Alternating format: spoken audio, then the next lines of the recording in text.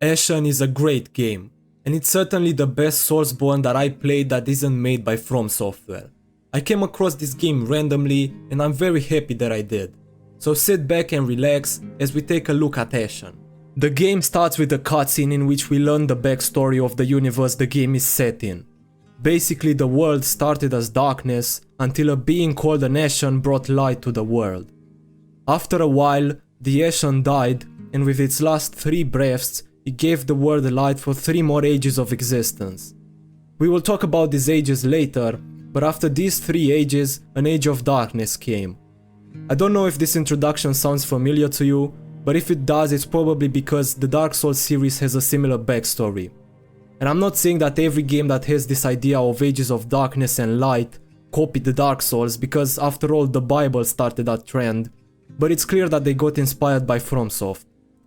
The game also mentions the Tree of Worlds, which is a thing from Norse mythology, and the world gives off this Nordic vibe, which is really cool. The combat in this game is really well done, which is surprising, but still it has moments where it's frustrating, but it's a Soulsborne, so maybe that's a feature. If you played the Souls like before, you should feel right at home with the dodging and the dying in this game, but Ashen also has a thing that many players wanted in a FromSoft game for a while, and that is a quick step, and this really improves the quality of the combat.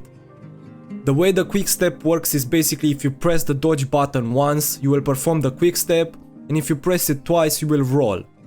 And I can't really express how much this improves the combat because the bosses in this game don't really have absurd movesets. Is absurd even a word in English? Anyway, the bosses don't have moves where they just start spinning like fucking Beyblades, so a quick step makes boss fights and combat in general much more enjoyable. The one problem I have with the combat is the stamina.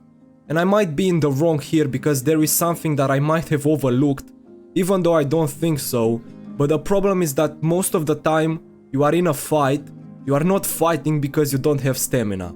And naturally this is very frustrating because if you don't have stamina you can't hit the enemy, but you can't dodge either, so most of the time you just sit there like an idiot and get hit.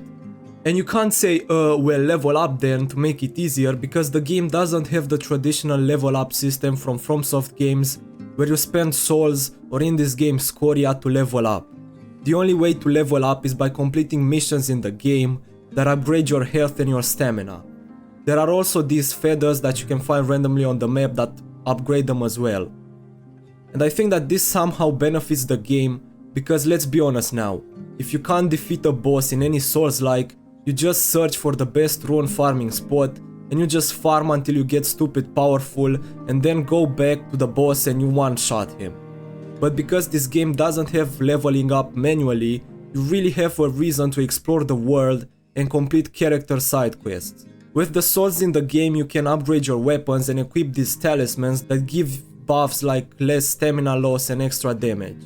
The weapon upgrade system and the weapons in general feel kind of empty in a way, because all the weapons feel the same, and yes, they do offer different stats like critical hit chance, but I still found myself using the same weapons almost throughout the whole game. But overall the combat is really enjoyable if you can get over the stamina problem. And it's actually quite challenging because there was this dungeon in the game where I spent like 2 hours trying to get through, and I was so happy when I finally succeeded, you have no idea.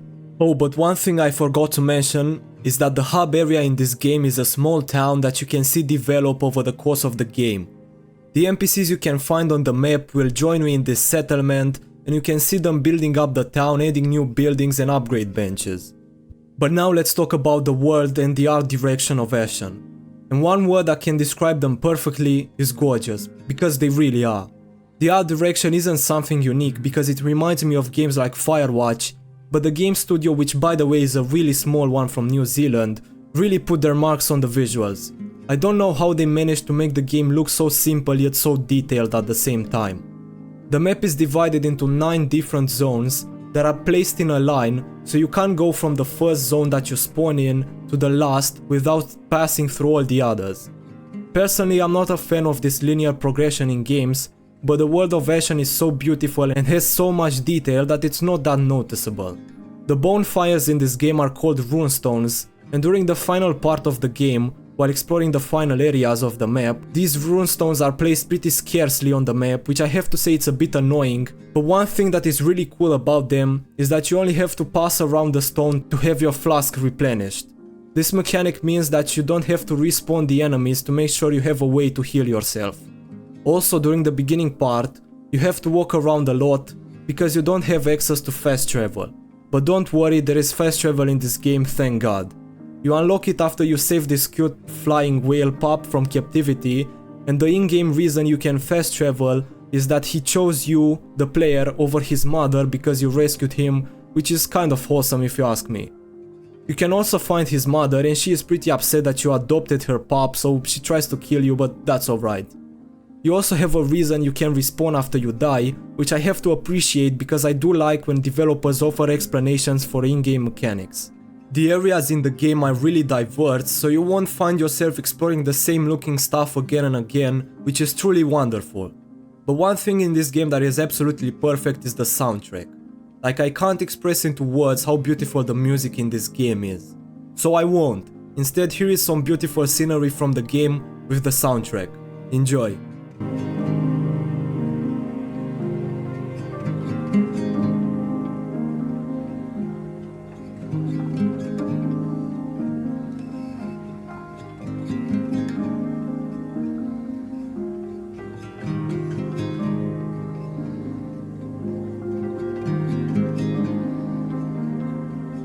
But the last thing I want to talk about are the characters in this game.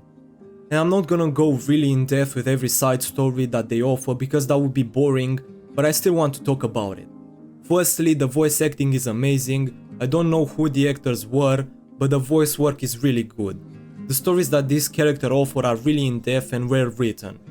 Like, you have this character who needs your help to lift a curse from his family, then you have this other one that wants to find a cure for a disease that exists in the world. So the quests are very diverse and are really worth playing. But this is about it. 8.5 out of 10. I will see you soon.